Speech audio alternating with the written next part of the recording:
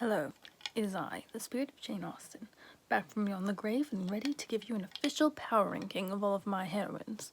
Like a mother, I'm supposed to suggest that I love all of my children equally, while secretly knowing which of them I consider to be the best. Also like a mother, I'm going to determine which is the best based on a list of qualities that I find superior, based on a power ranking involving spunkiness, general likability, and the wow factor. Coming at us in dead last, we have Fanny Price from Mansfield Park. Fanny is one of my youngest and my most perfect children, seriously, what is this, a George Eliot novel? She is an orphan and a bit of a moralizing ninny at points, definitely a party pooper. She is the sort of person who falls in love with, pines over, and eventually ends up with their clergyman cousin.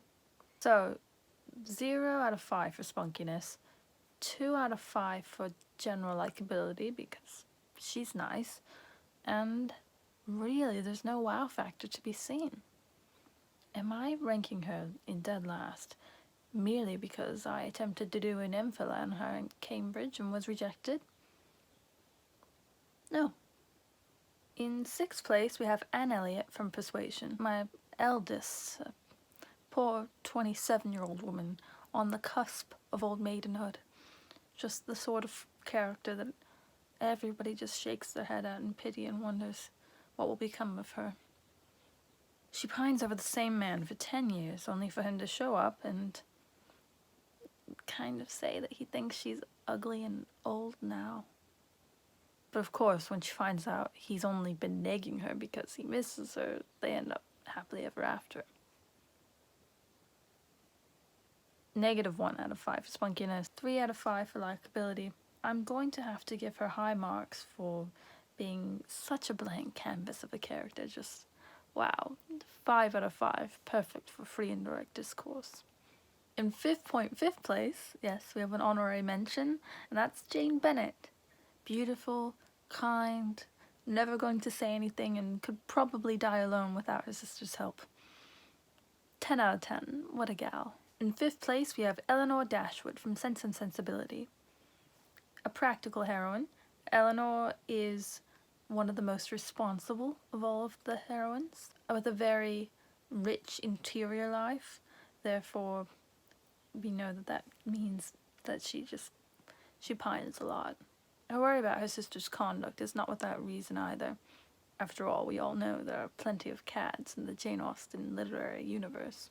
One wrong move in your life is 2 out of 5 for spunkiness, 4 out of 5 for likability, and as for the wow factor, wow, she really did feel as well as think, sense, and sensibility.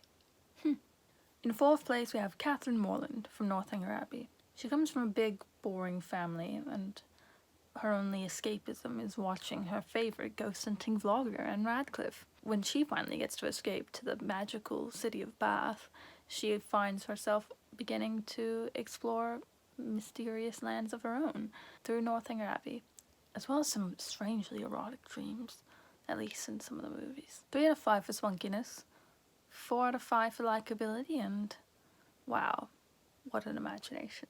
In 3rd place, we have Emma Woodhouse from Emma.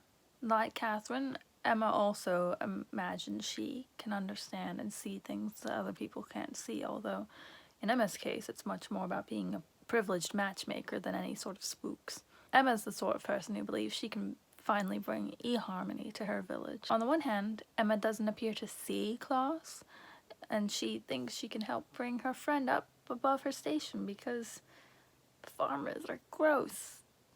Of course, she learns her lesson. Sort of. 4 out of 5 for spunkiness. 3 out of 5 for likability, in my opinion. Although, wow, do people not like Emma? Wow.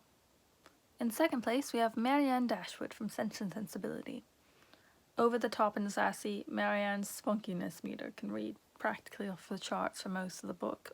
Marianne is romantic, with a very specific Tinder bio. Part of this is just from her youth, but ending up with Colonel friend-zoned almost 5 minutes after almost dying from a broken heart over a cad just to reward him for his constancy is a choice.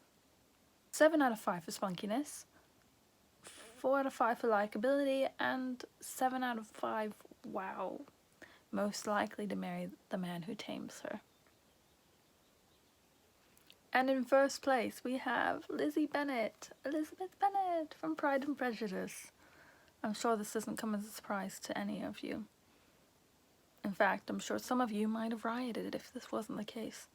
But there is something about Elizabeth Bennet that causes her to remain in the cultural iconography to this day.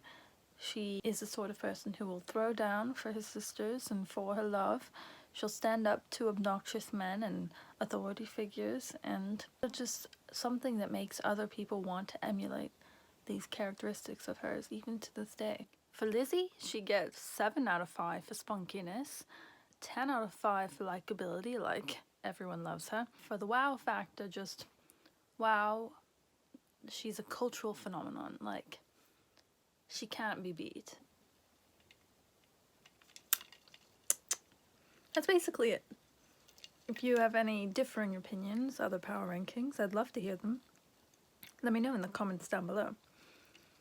Even if you just want to tell me you really would like to hear me never speak in a British accent again, feel free to let me know. Can't make any promises though.